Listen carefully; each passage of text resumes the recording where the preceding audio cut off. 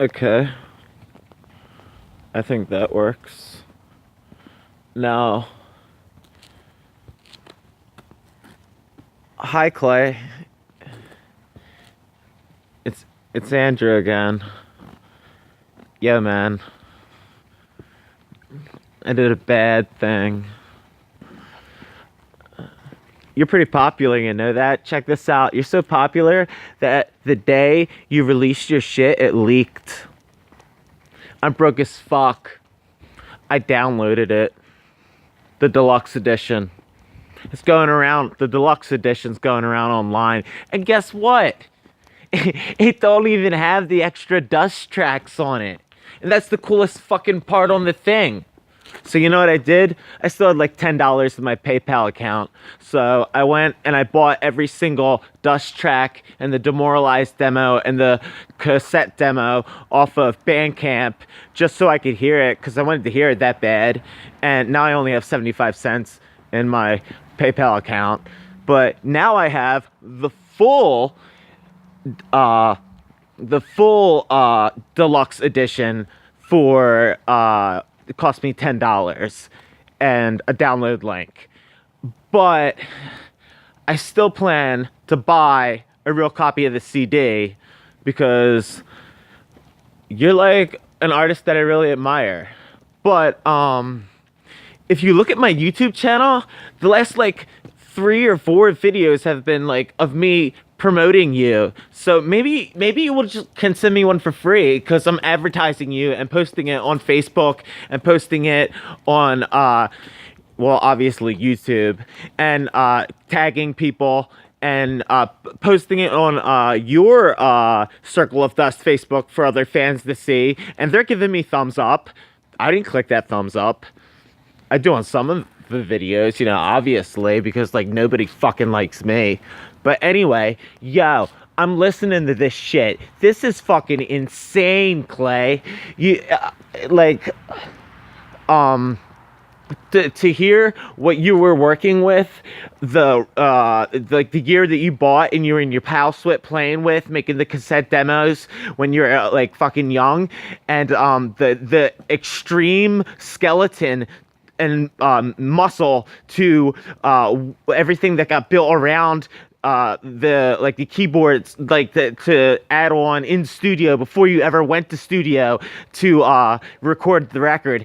And that is that's phenomenal, dude. You rule. You rip it playing guitar. What the fucking hell? The programming, the drums. You said you got drums when you were little. You're really, really good with beats. It's interesting to hear the things that were taken away, and layers that were added later on, and also lyrics that were changed and differently sung.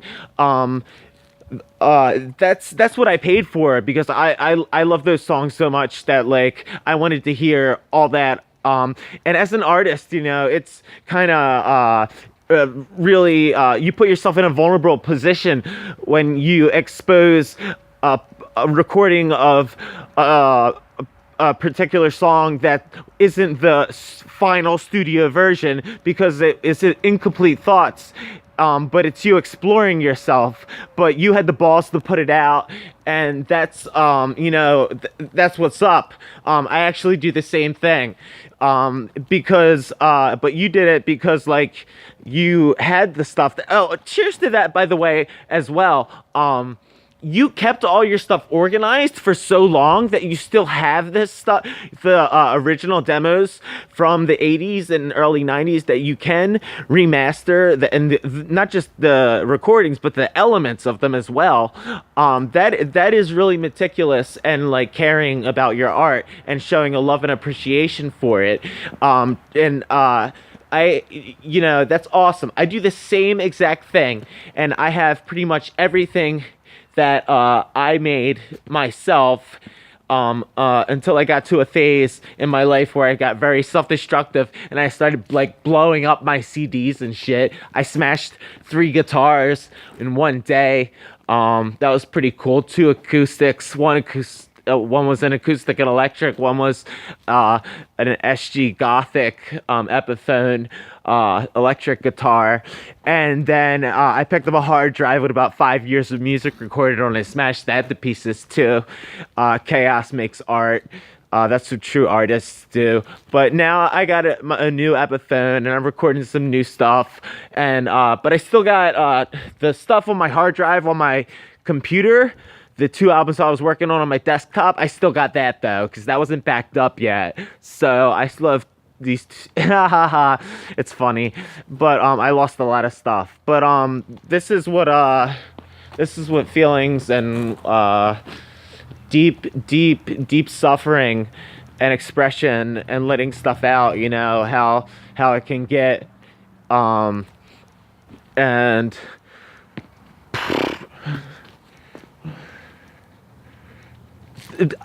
I'm just saying thank you, because I'm sitting here listening.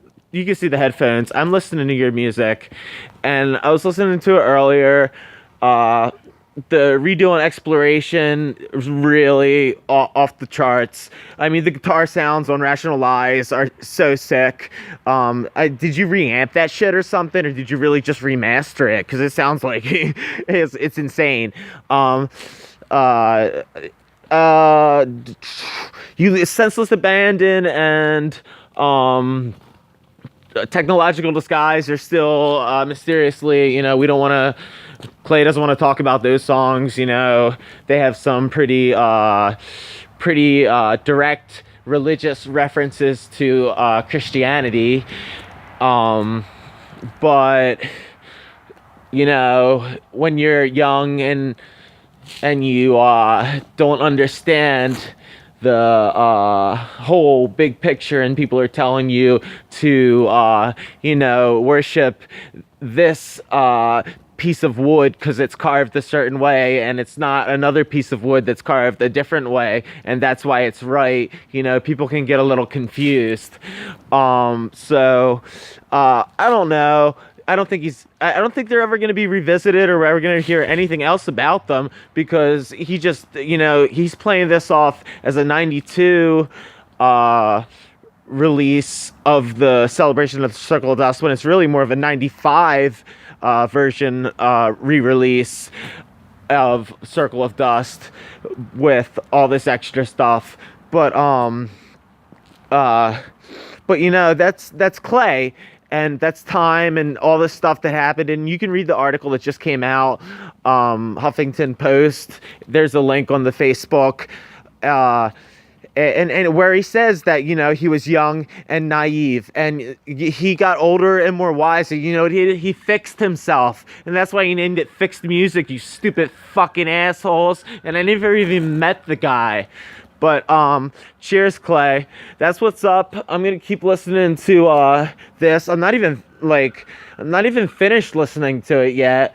But I've been through the most. I listened to most of the album, the Circle of Dust album, and I'm listening to the Dust tracks now, the extra bonus material, and I haven't gotten to the end of it. But I had to get up and, you know, speak my mind while it was going, before I forgot all the stuff that I wanted to say. And then, like, I got on to doing something else after I was done listening to it. And, you know, I forgot to make this video or something, and I couldn't get it out, because there's not enough of that stuff. Fucking A. Time goes, and then it's gone. Your life goes, you know, like these songs are over 20 years old that I'm listening to, and they rock still so hard. I mean, it's ridiculous what you know, what you did. This stuff is I guess at one point it's going to be considered classic, and we feel like we're old. I was talking to some fucking like 20-some-year-old kid who knows Cell Dweller, and he's down here with me in Atlantic City, and I was surprised because I don't really meet too many people in person that know your stuff. He found you on some like internet web station with like an industrial metal channel.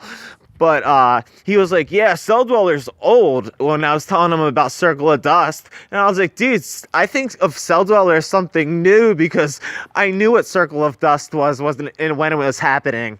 And that means I'm really fucking old too. But yeah, time doesn't stop. But anyway, what's next? Brainchild? Metamorphosis. I think Metamorphosis is gonna be next. I don't know.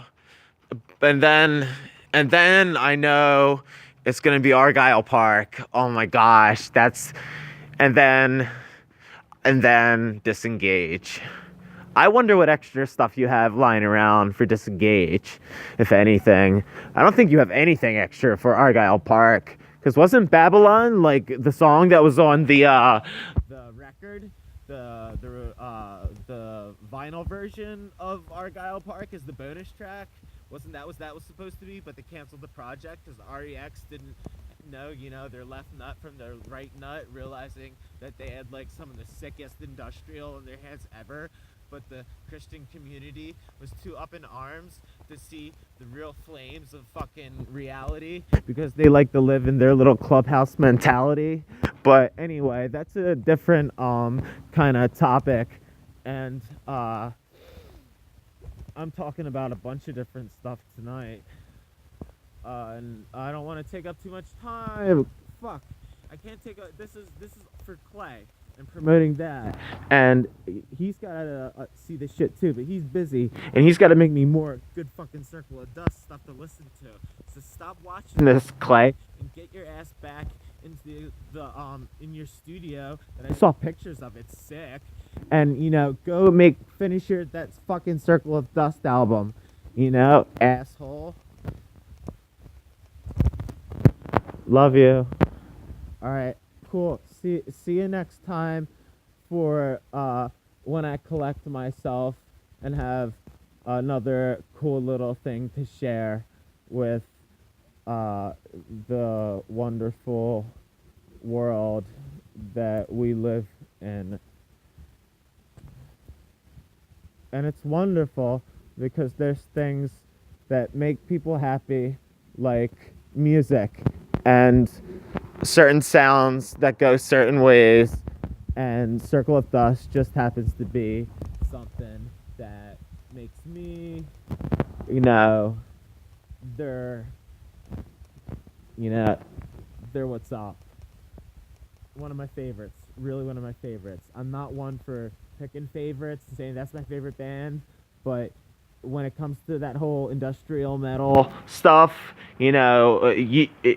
you got Circle of Dust. They're at the zenith. They are one of the elite. There's others out there, but this is, they are, and that's that's just my personal opinion. Take it with a grain of salt, but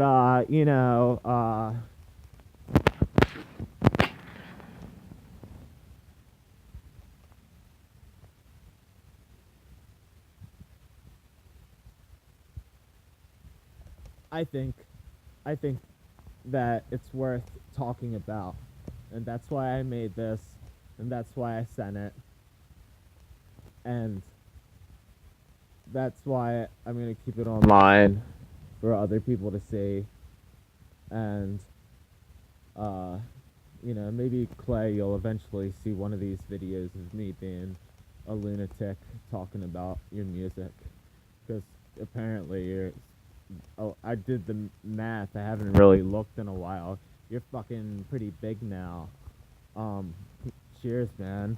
I remember when you were sending me packages of like the brown World of Illusion shirt when you lived in New York, and you'd wait for my check to clear.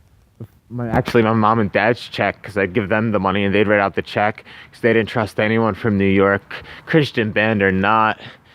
And yeah, hustle. You hustled. You made fixed. I hustle. I make plastic music. You still didn't listen to my stuff.